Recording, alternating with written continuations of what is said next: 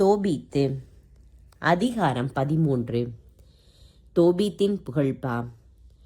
தோபீத்தின் புகழ்பா வருமாறு: என்றும் வாழும் கடவுள் போற்றி. ஏனெனில் அவருடைய ஆட்சி எக்காலத்துக்கும் நிலைக்கும். அவர் தண்டிக்கிறார், இரக்கமும் காட்டுகிறார், பாதாளத்தின் ஆழத்திற்கே தள்ளுகிறார், பேரழிவிலிருந்து மேலே தூக்குகிறார். அவரது ஆற்றலுக்கு அப்பாற்பட்டது எதுவும் இல்லை. இஸ்ரேல் மக்களே, வேற்றினத்தார் முன் அவரது புகழை அறிக்கையிடுங்கள். ஏனெனில் அவர் அவர்களிடையே உங்களை சிதறடித்துள்ளார். அவர் தமது பெருமையை உங்களுக்கு காட்டியுள்ளார். எல்லா உயிர்கள் முன்னும் அவரை ஏத்துங்கள். ஏனெனில் அவர் நம் ஆண்டவர், நம் கடவுள், நம் தந்தை. எக்காலத்துக்கும் அவர் கடவுள். உங்களுடைய நெறிக்கெட்ட செயல்களுக்காக அவர் உங்களை தண்டிப்பார்.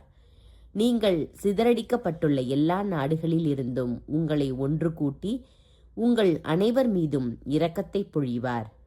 நீங்கள் உங்கள் முழு உள்ளத்தோடும் முழு ஆன்மாவோடும் அவர்பால் திரும்பி அவர் திருமுன் உண்மையுடன் ஒழுகினால் அவர் உங்கள் பால் திரும்புவார்.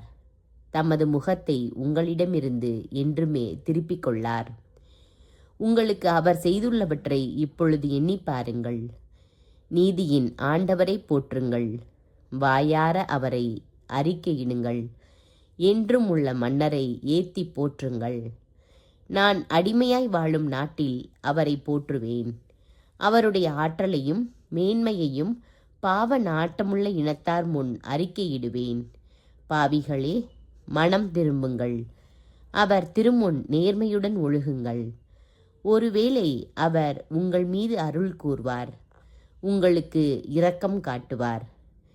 நான் என் கடவுளை புகழ்ந்தேத்துவேன். என் உள்ளம் விண்ணக வேந்தரை போற்றுகின்றது. அவரது மேன்மையை நினைத்து பேருவகை கொள்கிறது. அனைவரும் புகழ் பாடுங்கள்.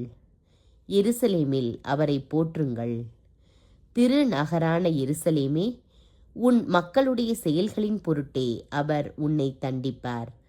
நீதிமான்களின் பிள்ளைகள் மீது மீண்டும் இரக்கம் காட்டுவார்.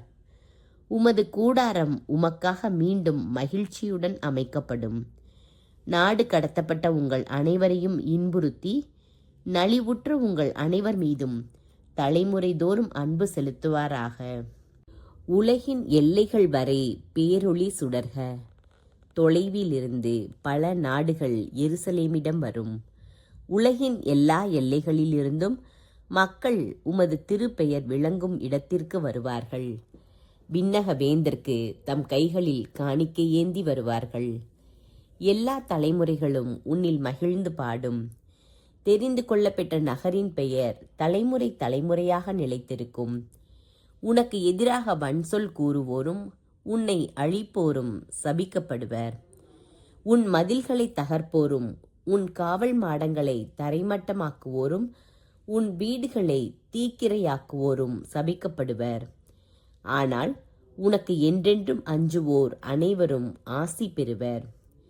வாரீர், நீதிமான்களின் மக்களை குறித்து மகிழ்வீர். ஏனெனில் அவர்கள் அனைவரும் மீண்டும் ஒன்று கூடுவர். என்றுமுள்ள ஆண்டவரை போற்றுவர். உன்னிடம் அன்பு கொண்டோர் பேறு பெற்றோர். உன் நிறை வாழ்வு கண்டு மகிழ்வோர் பேறு பெற்றோர்.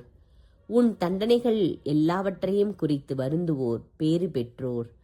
அவர்கள் அனைவரும் உன் பொருட்டாக மகிழ்வார்கள். உனது முழு மகிழ்ச்சியையும் என்றென்றும் காண்பார்கள். என் உயிரே, மாவேந்தராம் ஆண்டவரை போற்று. எருசலேம் நகர் எக்காலத்துக்கும் அவரது இல்லமாக எழுப்பப்படும். என் வழிமரபினருள் எஞ்சியோர் உனது மாட்சியைக் கண்டு விண்ணக வேந்தரை புகழ்வாராயின் நான் எத்துணை பேறு பெற்றவன். எருசலேமின் வாயில்கள் நீலமணியாலும் மரகதத்தாலும் உருவாகும். உன் மதில்கள் விலை உயர்ந்த கற்களால் கட்டப்படும். எருசலேமின் காவல் மாடங்கள் பொன்னாலும் கொத்தளங்கள் பசும் பொன்னாலும் அமைக்கப்படும். எருசலேமின் வீதிகளில் மாணிக்கமும் ஓபீர் நாட்டு கற்களும் பதிக்கப்படும். எருசலேமின் வாயில்கள் மகிழ்ச்சி பாக்கள் இசைக்கும். அதன் இல்லங்கள் தோறும் அல்லேலுயா, இஸ்ரேலின் கடவுள் போற்றி என முழங்கும். கடவுளின் ஆசி பெற்றோர் அவரது திருப்பெயரை என்றென்றும் வாழ்த்துவர்.